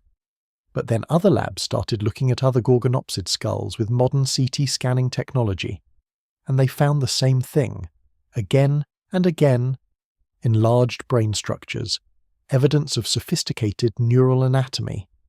And then researchers started looking at other synapsids, herbivores like moschops, smaller predators, early therapsids, and they kept finding the same pattern. Over and over. Brain structures that were far more complex than anyone had suspected. This led to a disturbing question. If synapsids had sophisticated brains, what else did they have that we missed? What other features might have been present in soft tissue, in behavior, in ecology, that left no trace in the fossil record? The answer started coming in 2017, with a discovery that shocked the paleontological community. A team working in Russia, in Permian-age sediments near the Ural Mountains, found something impossible. A fossilized synapsid burrow, a tunnel system. But not a simple burrow like a modern badger might dig. This was complex, branching, with multiple chambers, and inside those chambers they found fossils. Multiple individuals, adults and juveniles, different species even. Predators and prey, buried together in a tunnel system that looked for all the world like a colonial structure, like the burrows of prairie dogs or meerkats, social animals that live in extended family groups, that cooperate, that defend territories together. The implications were staggering. Social behavior is complex. It requires communication, recognition of individuals, coordination. It suggests a level of cognitive sophistication that we never attributed to Permian synapsids. But the evidence was there, preserved in stone, undeniable. And then came the really disturbing discovery. In 2019, a team in Brazil was examining Permian-age rocks under high magnification, looking for pollen and spores to reconstruct ancient plant communities, standard paleobotany work. But they found something else mixed in with the pollen, structures that looked like fibrous proteins. At first they thought it was contamination, modern material that had somehow infiltrated the ancient rocks. But the chemistry was wrong. The decay patterns were wrong. These proteins were 250 million years old, and when they analysed them, when they broke down the molecular structure, they found something impossible. These were hair proteins, keratin structures nearly identical to mammalian fur. Synapsids had fur, not all of them probably, maybe not even most of them, but some lineages had definitely evolved true fur, true hair, tens of millions of years before mammals appeared. This changes everything. Fur is not just insulation. It is a marker of endothermy, of warm-bloodedness. You do not evolve fur unless you are generating enough body heat internally to make it worthwhile. Cold-blooded animals do not have fur. It would be pointless for them. So if synapsids had fur, they were warm-blooded, or at least many of them were. And if they were warm-blooded, their metabolism was like ours. They were active, energetic, constantly burning calories. They needed to eat regularly. They probably could not go dormant during droughts the way we thought they did. They had to remain active, had to keep hunting or foraging, had to maintain their body temperature. This repaints the entire Permian world. The synapsids were not sluggish reptilian creatures basking in the sun. They were active, intelligent, fur-covered animals. Some of them hunted in packs, some of them lived in social groups, some of them probably cared for their young extensively, teaching them, protecting them, investing years in raising each offspring to adulthood. The Permian world was not a world of simple, primitive proto-mammals. It was a world of sophisticated, complex, behaviorally advanced synapsids, animals that in some ways were more like modern mammals than like any reptile. And this makes their extinction even more tragic. These were not evolutionary dead ends. They were not failures. They were successful, thriving, diverse animals. And they were wiped out by forces completely beyond their control. By volcanism and climate change, on a scale that would challenge even modern ecosystems. But here is where the story gets even stranger. Because if synapsids were this advanced, this sophisticated, what happened to them during the Permian-Triassic extinction becomes even more mysterious. We know that 96% of marine species died. We know that 70% of terrestrial species died. We know that synapsid diversity crashed. But what we are learning now is that the survivors, those few synapsid lineages that made it through, were not just hanging on by chance. They survived because they were smart, because they adapted, because they changed their behavior in response to the crisis. There is evidence now from detailed analysis of early Triassic fossil deposits that the surviving cynodonts changed their diets, their activity patterns, their social structures, all in response to the catastrophe. They became more omnivorous, eating whatever they could find. They became more nocturnal, avoiding the heat of the day. They became more solitary, because resources were so scarce that social groups could not be supported. And they became smaller, much smaller. The average body size of terrestrial vertebrates dropped dramatically after the Permian extinction. This is called the Lilliput effect, and it happens after many mass extinctions. Small animals need less food. They can survive in marginal habitats. They can reproduce faster. In a world stripped bare where resources are scarce and conditions are harsh, small is an advantage. The cynodonts that survived shrank from dog-sized to rat-sized within a few 100,000 years. This is incredibly rapid evolution, and it suggests intense selective pressure. The world was killing everything that could not adapt fast enough, but the cynodonts adapted. They changed, they survived, and they carried forward the legacy of the great synapsid dynasties. All of those advanced features, the enlarged brains, the fur, the complex behavior, the warm-bloodedness, All of it survived in these small nocturnal rat-like creatures, and over the next 50 million years they would continue to refine these features. They would develop true lactation, nursing their young on milk. They would develop better hearing, better vision in low light, better sense of smell. They would split into multiple lineages, experimenting with different survival strategies, and eventually they would become true mammals. But we are getting ahead of ourselves again. Let us go back to the Triassic, to that recovering world. Because there is another twist to this story, another revelation that changes how we understand the world before the dinosaurs. It has to do with the dinosaurs themselves. We have always known that dinosaurs evolved from archosaurs, from the reptilian lineage that also gave rise to crocodiles and pterosaurs. We have always known that the first dinosaurs appeared in the middle to late Triassic, around 230 to 240 million years ago. We have always known that they started small and marginal, and gradually rose to dominance over tens of millions of years. But what we are learning now is that this narrative is not quite right. The dinosaurs did not gradually rise, they exploded, and the reason why is connected to one of the most bizarre and least understood events in Earth history. Something happened during the Carnian pluvial episode, something more than just increased rainfall, something that created conditions uniquely favourable for dinosaurs and uniquely hostile for their competitors, and the evidence for this has only emerged in the last 5 years. It started with an observation that paleontologists had noticed but never really explained. Dinosaur fossils from the earliest part of their history, from the first few million years after they appeared, show a strange pattern. They are often found in association with coal deposits. Coal forms in swamps, in waterlogged environments where plant material accumulates faster than it can decay. The Triassic has very few coal deposits compared to earlier periods like the Carboniferous. But the coal deposits that do exist, many of them date to the Carnian pluvial episode, and they contain dinosaur fossils. Why were early dinosaurs so often found in swampy environments? Modern reptiles generally do not prefer swamps. They prefer drier habitats. Swamps are difficult environments. The constant water, the humidity, the thick vegetation, these are challenges for most reptiles. But apparently not for early dinosaurs. They thrived in these environments, and the reason, according to new research, has to do with oxygen. Here is what we missed. The Carnian pluvial episode did not just bring rain. It brought a massive increase in plant growth. All that water, all that rainfall, it triggered an explosion of vegetation.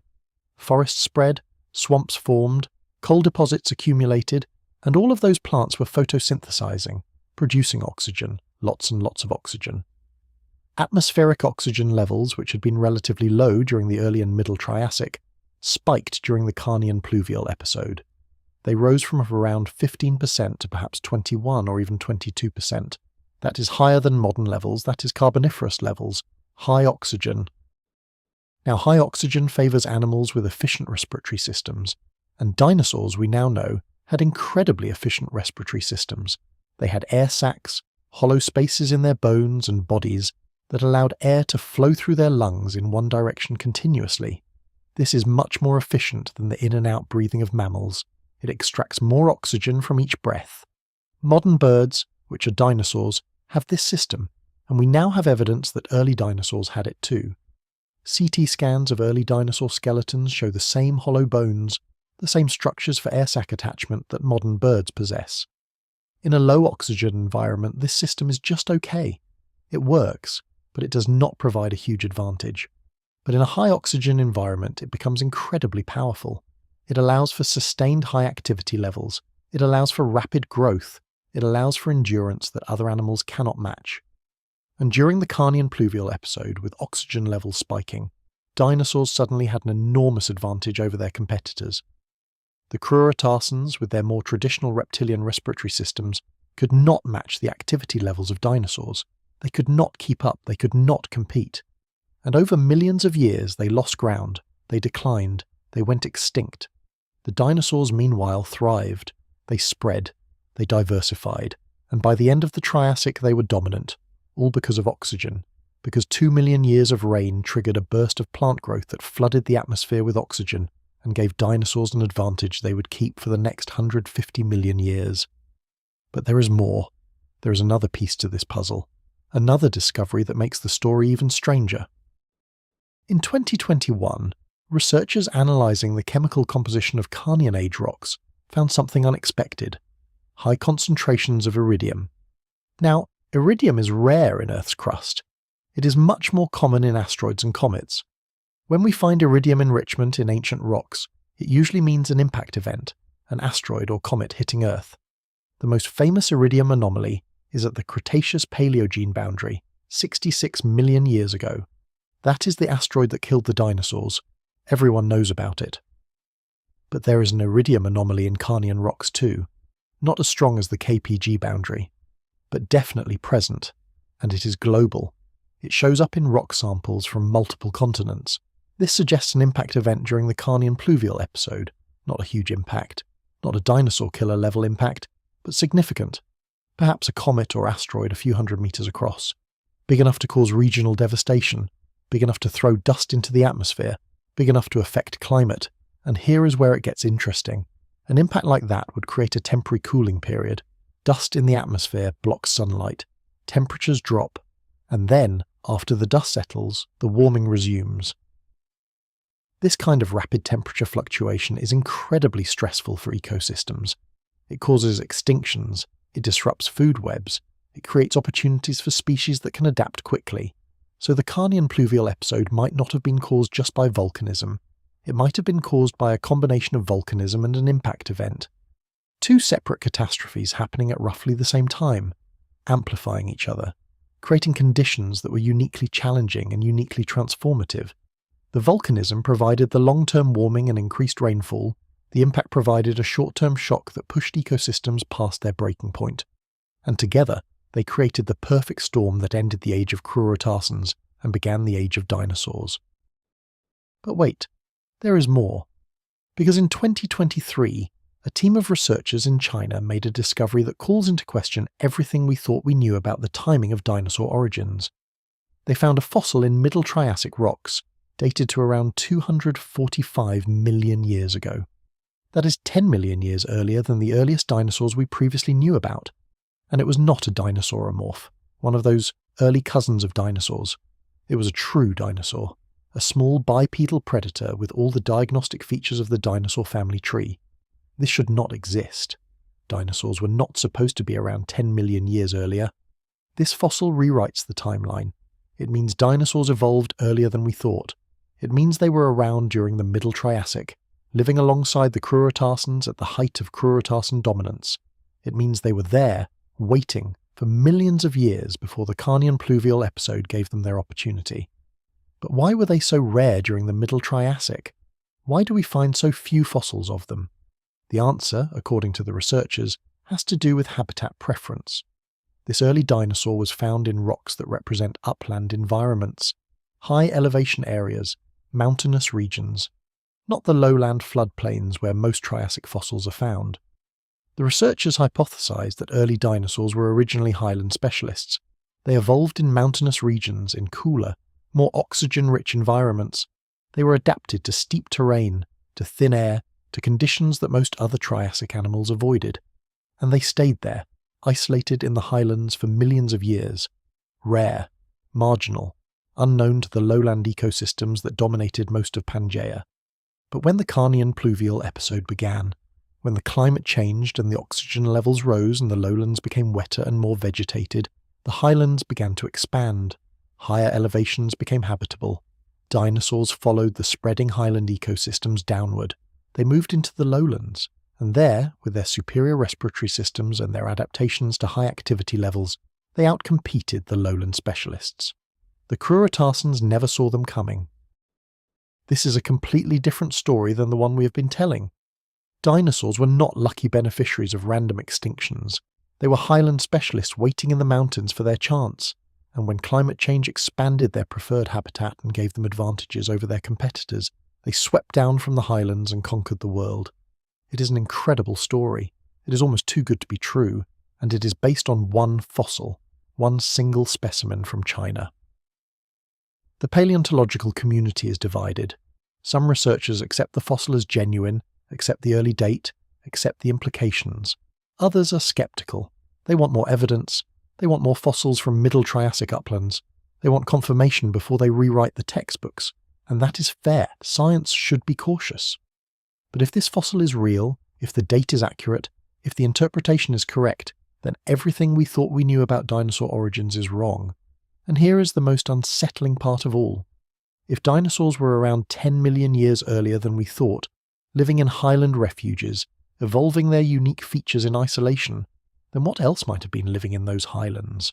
What other animals might have evolved in upland environments, might have left no trace in the fossil record because highland sediments rarely preserve well, might have been wiped out before they ever had a chance to spread. We think of the fossil record as a complete history of life on Earth. But it is not. It is a history of life in environments that preserve fossils well. Lowland floodplains, coastal swamps, lake bottoms, river deltas. These are places where sediments accumulate, where dead animals get buried quickly, where fossilization can occur. But highlands, mountains, upland forests, these areas erode more than they deposit. Fossils from these environments are incredibly rare, which means there could be entire ecosystems, entire communities of animals and plants that lived and died in the highlands and left no trace. How many species have we missed? How many evolutionary experiments occurred in the mountains of Pangaea that we will never know about? The world before the dinosaurs is stranger than we thought. More complex, more mysterious, and less completely understood than any textbook would suggest. But let us push even deeper into the strangeness, because there is one more discovery, one more revelation, one more piece of evidence that changes everything, and this one is the most disturbing of all.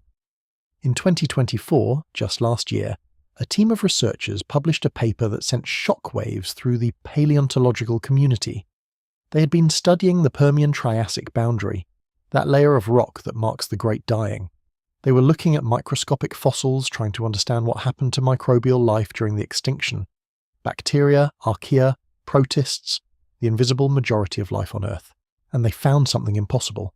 They found evidence of a massive bloom of extremophile bacteria. Bacteria that thrive in extreme conditions, high temperature, high acidity, low oxygen. These are the kinds of bacteria you find in volcanic hot springs, in deep sea hydrothermal vents, in toxic environments where almost nothing else can survive, and they had bloomed, had exploded in population during the Permian-Triassic extinction. This makes sense. The extinction created extreme conditions, high temperatures, acidic oceans, low oxygen. Extremophile bacteria would have thrived. But here is the disturbing part. Mixed in with the extremophile bacteria, they found something else, something that should not have been there. They found bacterial DNA sequences that do not match any known group of bacteria. They found genetic material from organisms that do not exist in the modern world. Organisms that apparently went extinct at some point after the Permian-Triassic boundary and have never been seen since. This raises a terrifying possibility. What if the Permian-Triassic extinction did not just kill 96% of species? What if it killed entire domains of life, entire branches of the tree of life that we never knew existed? We divide all life on Earth into 3 domains: bacteria, archaea, and eukarya. Everything with complex cells, everything from amoebas to humans to mushrooms to kelp, belongs to eukarya. Everything simple and single-celled divides between bacteria and archaea. That is the fundamental structure of life on Earth. But what if there was a 4th domain, or a 5th, or more? What if the Permian oceans, before the extinction, hosted forms of life so different from anything alive today that we cannot even classify them? What if the extreme conditions of the Great Dying wiped out entire categories of organisms, entire ways of being alive, that have never evolved again? The researchers who published this paper are cautious. They do not claim to have discovered a new domain of life. They simply report what they found.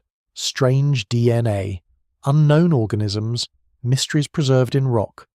But the implications are staggering.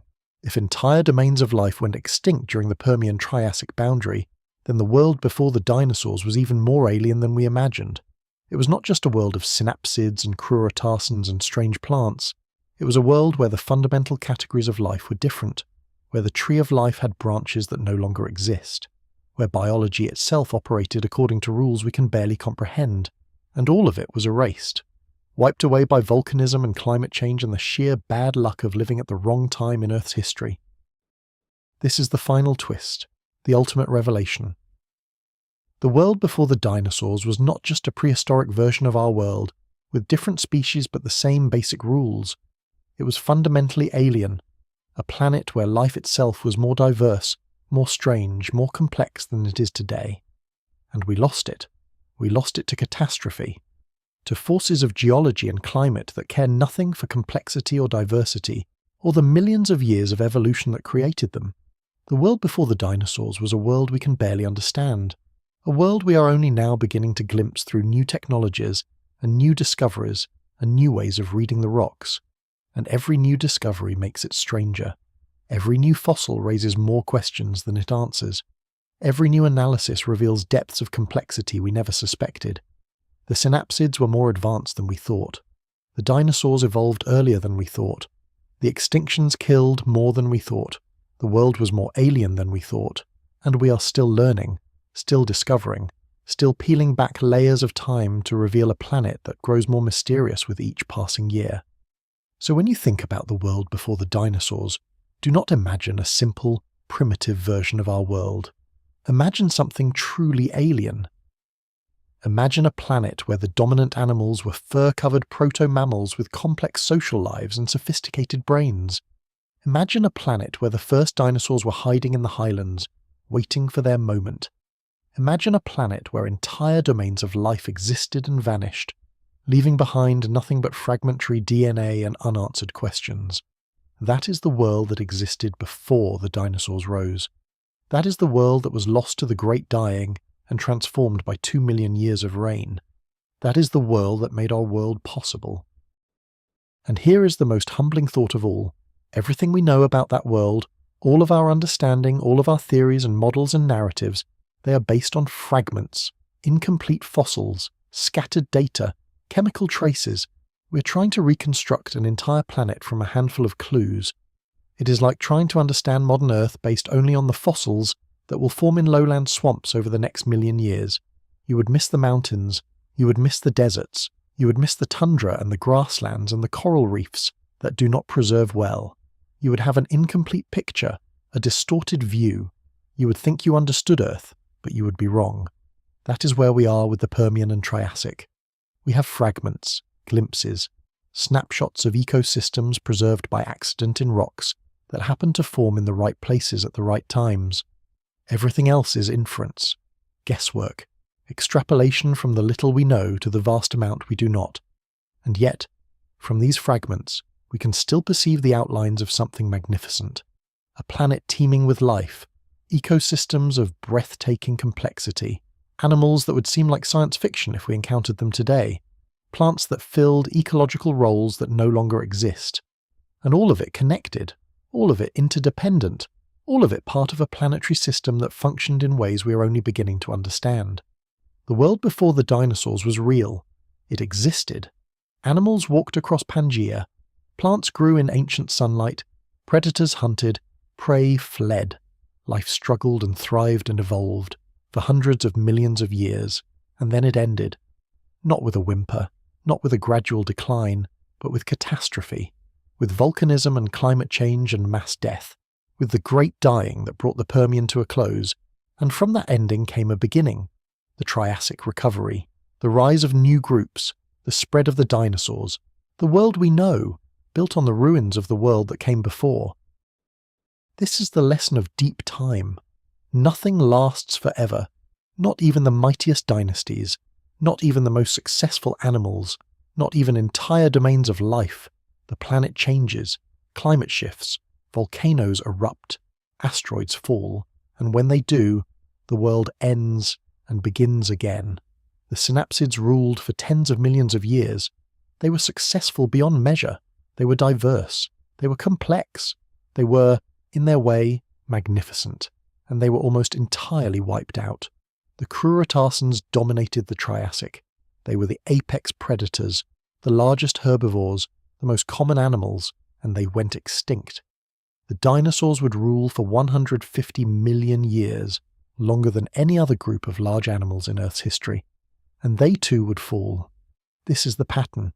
Rise, dominance, fall, over and over throughout Earth's history. New groups emerge, they spread, they diversify, they seem invincible, and then conditions change, and they are gone, and something else takes their place. We are living through this pattern right now. Humans have been the dominant large animal on Earth for perhaps 100,000 years. We have spread to every continent. We have transformed ecosystems. We have changed the climate.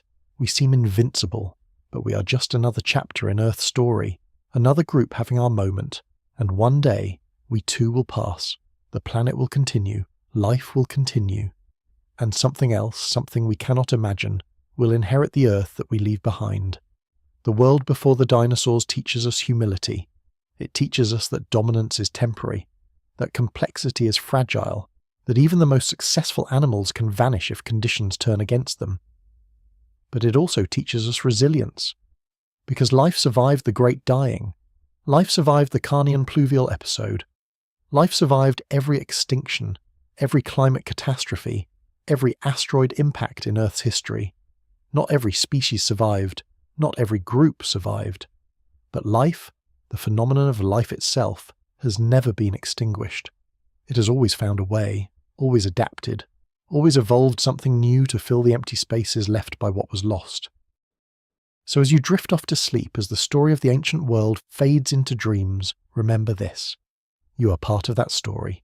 You are a mammal, a member of the lineage that survived the Great Dying as small nocturnal cynodonts.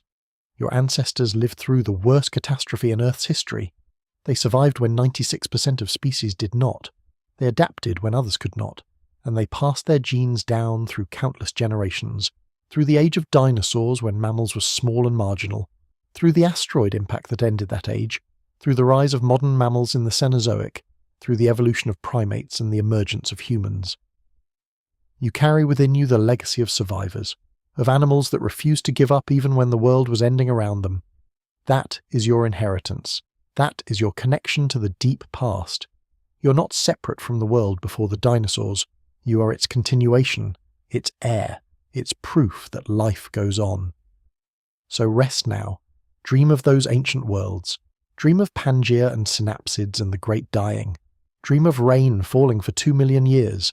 Dream of dinosaurs rising from the highlands to conquer a transformed planet.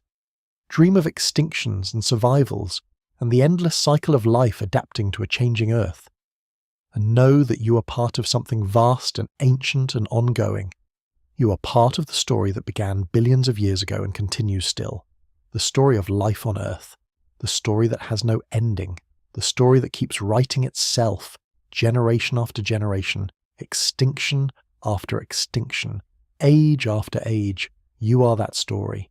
And the story is you. Good night. Sleep well. And when you wake, you will still be part of the story. Still connected to the deep time. Still carrying forward the legacy of everything that came before. The world before the dinosaurs is not gone. It lives on in you, in every cell of your body, in every breath you take. You are the world before the dinosaurs, transformed and continued, and that is the final twist, the ultimate revelation. The past is not past, it is present, it is you. Sweet dreams.